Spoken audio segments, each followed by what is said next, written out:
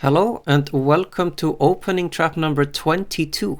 My name is Smári and this is Discovered by Night.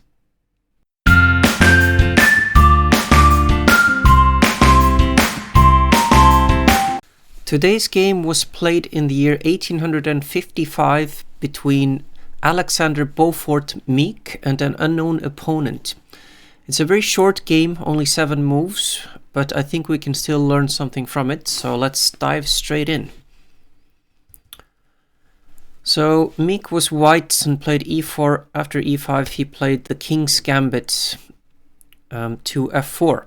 These days the Queen's Gambit is much more popular, and his opponent accepted the pawn, and then we had the moves knight f3, d5, knight c3, bringing out another piece, another minor piece, d takes e4, knight takes e4, bishop g4, pinning the knight on f3, queen e2, and now black, the unknown opponent, made a fairly common mistake, which was assuming that white was gonna recapture once he took the knight on f3, so it took like this. So normally when you capture something, your opponent is going to recapture, but don't assume that that is always going to be the case, because here white played the move, instead of taking the bishop, he played the move knight f6, which happens to be checkmate. So you can see the knight checking, you can see the queen checking, and that's called a double check. Also, this is a discovered check, so that's why I named this trap Discovered by Night, because the knight moves away and then the queen checks. So like that. Also notice how the knight takes away the d7 square for the king to run to. So discovered checks and double checks can often be very powerful weapons, and this is a short example of that.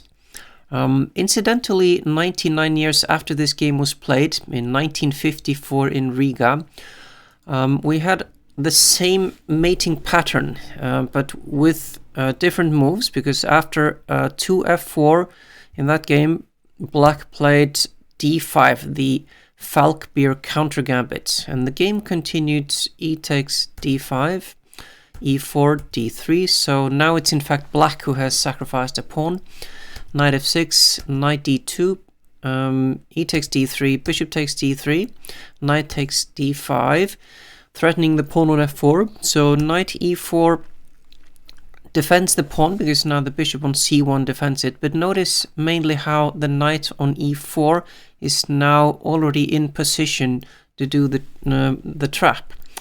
After knight b4, bishop b5 check, bishop d7, white played the very sneaky move queen to e2, allowing the move knight takes c2 check. So now white doesn't want to take this knight, because then black just recaptures on b5. So instead white plays the even sneakier move king f1, allowing both knight takes a1 and, as in the game, bishop takes b5. So now, of course, white didn't take on b5. Instead, he just played knight f6 checkmate. So you got the knight checking, you got the queen checking, and you have the knight preventing the king from escaping to d7. So double checks mean that the opponent always has to move his king, and in this case, the king just doesn't have anywhere to go. And if you remember or have seen my very first opening trap, which I named Discovered at Home, you can see that there are some similarities, and I'll just bring up the final position in that trap. After the move knight to d4, white played the move bishop b5, and that's double check and checkmate. So you can see the bishop is checking and the rook is checking. And so there are definite similarities between these two checkmating patterns.